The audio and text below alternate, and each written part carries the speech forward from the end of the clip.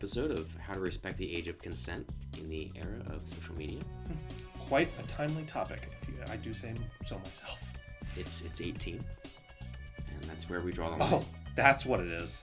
So, if anyone questions that, You're tell them Josh said so. What kind of infomercial is this? So I'm Corey Kohler. Yes, we know. We've seen these videos before. And today's movie in the lead up to No Time to Die is For Your Eyes Only. I always thought this was a weak title. Why? It's in every single movie on all I the know, documents he gets. somewhere and It everything. makes Yeah, sense. it does make sense. It's just it feels like a weak title to me. It's not as captivating as Spy Who Loved Me or Die Another Day.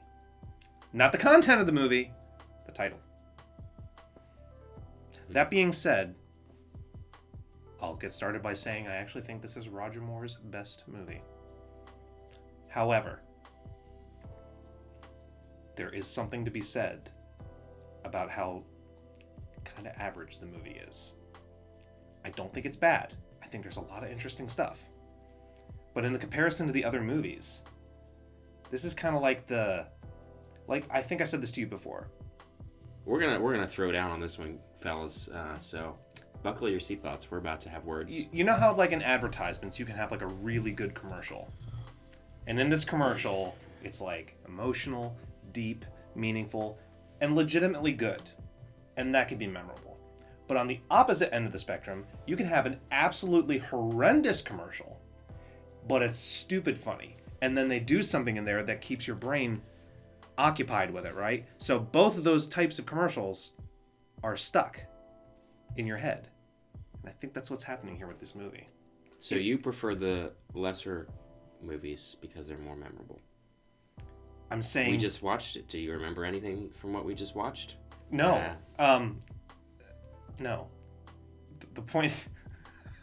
I'm sorry, I'm just picturing like slow-mo clips of you and that song from the SPCA commercial. I will remember you. Okay.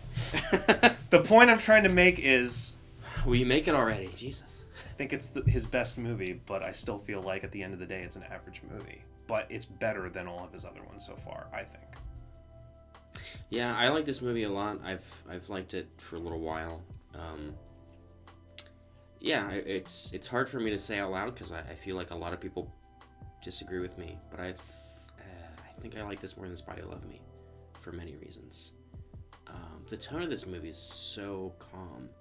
Reminds me of the best things that I like about From Russia with Love. It's pretty realistic. It's not over the top. It's still fun. There's a lot of great action sequences. I think Roger Moore gives his best performance. Well, second best. I don't know. It feels oddly sandwiched between Moonraker and Octopussy as far as tones go.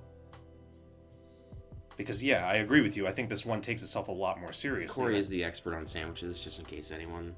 Especially roast beef. Good stuff. You didn't ask me about what I was wearing. No. But... So that's the thing about this movie. Actually, it speaks to your point. No one really dresses all that interesting. I mean, I could have worn, like, octagon glasses and not said anything for this whole thing.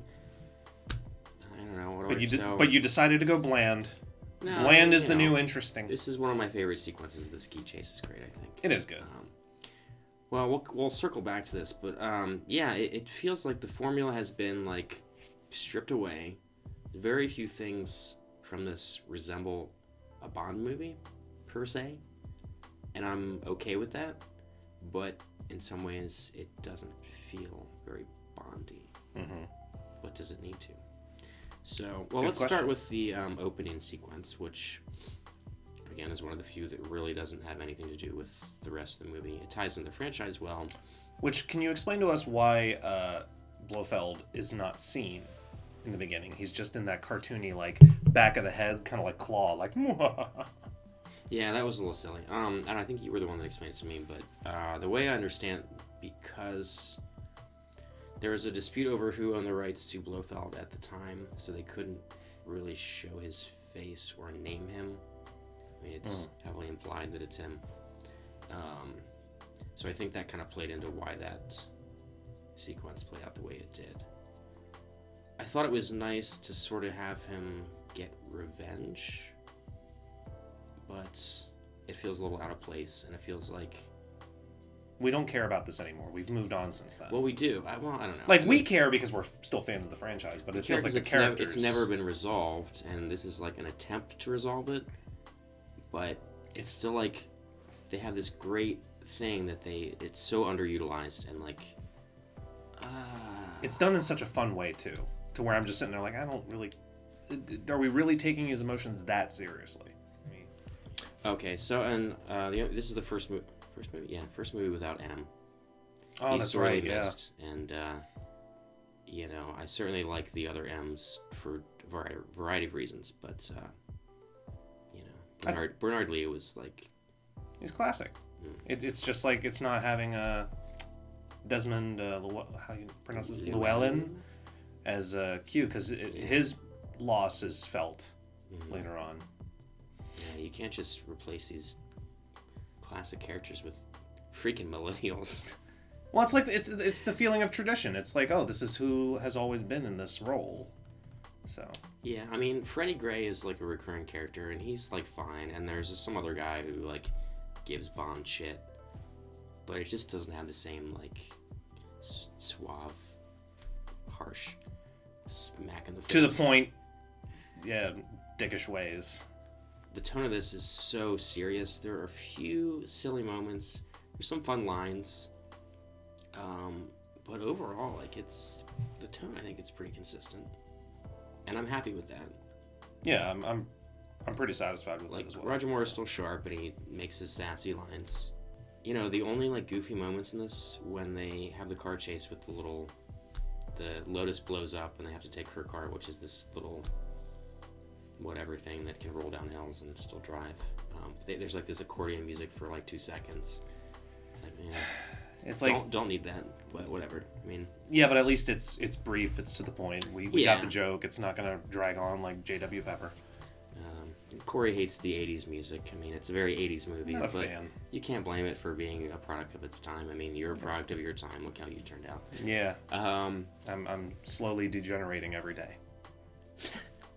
And I guess probably the goofiest moment is at the very end, and I guess you're allowed to have a funny moment at the very end. Like, if you're gonna put a funny if you're gonna have Margaret Thatcher talking to a parrot at any point in the movie, do it the last 30 seconds. Oh, Mr. Bond. While he's having sex. Oh, Mr. Bond. Oh, dear. Oh, you made this Iron Lady get a little bit harder. It's like, doesn't anybody, like, realize that's not Bond? That's a parrot talking to him.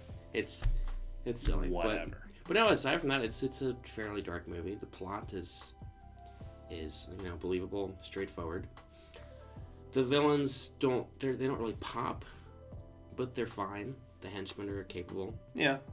You know, I like the twist with the two former friends that fought in the war together, and there's the twist of Christados is actually the bad guy. I guess one other kind of funny thing, it didn't really bother me when the what's his name, Topol? Mm-hmm. I forget his The guy who played Topol. I forget his character name at the moment, but he's always going around eating pistachios. Topol is the actor's name. Yeah. Never mind. Continue.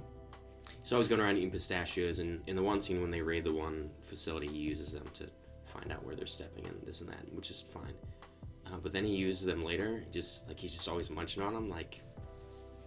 Okay. It's a character habit. And but he's makes always him a little carrying pistachios around. He's a little bit more likable that way. Yeah. Plus, Topol's great. Yeah, Topol is great, but it's funny too because I mean I'm a big fan of him in Fiddler on the Roof, but seeing him from being a very, very heavy-set man in that movie to being a skinny guy in this was weird because at first I didn't recognize him. It was very odd. Oh, his name is Columbo, by the way. Columbo. It's Columbo. It's the detective. It's really got a lot going on up here. You know. Continue. Or is it retired?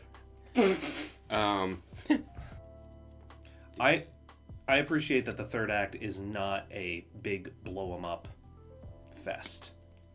It's a lot more subdued. It's way more focused on spy work. You know, very infiltration method. I kind of appreciated the nice like change up.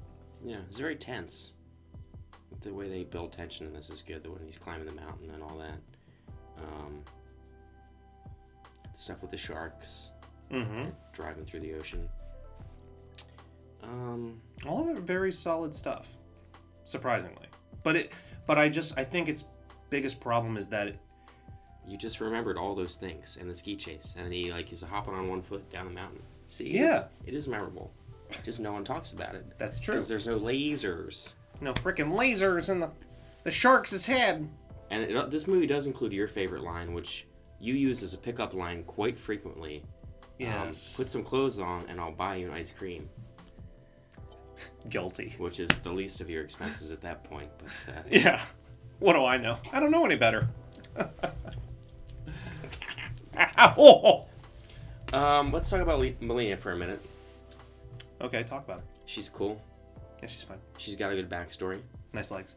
She's got more She's a little more developed than some of the others, and I like the revenge plot. And at the end, Roger. She's much more developed than that 17-year-old girl in the movie.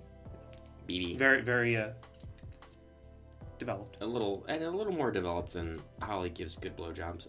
Good head. I didn't name her. But yeah, no, that's even though she's super young, you're starting to be like, Roger Moore, you're getting a little gray here.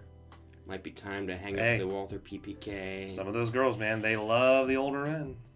Well, of course they do, especially if they're trying out for the Olympics. Mm-hmm. And the other line Corey often quotes, and he still thinks I'm a virgin. Who would have thunk? Right. I don't know. We've just been talking about good things. All right, so which brings me back to my original question. Is this still a Bond film? Oh, wait. One more thing we should talk about. Okay. This is the last really cool thing. This film includes one of the most badass, brutal murders of the series, I think. When Loki's there and he tosses the dove pin and then he's whoosh, kicks him down the mountain. And it doesn't blow up. That's true. He they show it and he flops out on the rocks and it's so horrific. It is really And Bond's like, see ya, bitch. Can we say that? Yeah, you can say that. Okay, he's like, see ya, bitch. And, yeah. It's it is pretty rough. It's surprisingly dark. I mean, he certainly deserved it. Yeah. Because anybody who wears glasses that look like that... Plus, bad guy, They deserve brutal deaths. So, but is it a Bond film? Because I was thinking, if you change the names... Well, yeah. And, that's a good change question. some of the actors, would you identify this as a Bond film? Probably not. I think that's a very fair argument, and I think that's both its strength and its weakness at the same time. I like that the franchise mixes things up now and again. Keeps it fresh. That is good. We need a lot more of that, especially today. And I think there are enough elements that I dig it. Yeah. Roger Moore carries it. Music, you got, the MI6 people. I don't Q. I don't think there's any one real thing that I can point to that is specifically bad.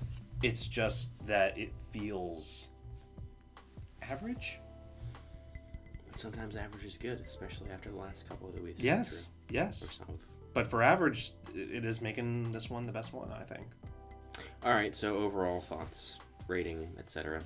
I'm just gonna go 3.5 because I think it's actually pretty standard, pretty good, and appreciate the change up of the third act, not being all explosive-y stuff. Yeah, I think I put this top 8 to 10 at least. Probably around a 4. Okay. I'm gonna say 4 for now. I might amend that later, but I'm happy to say 4. I like this movie. There you go, Roger. There you go. We got you one. No problem. We're good. We got you.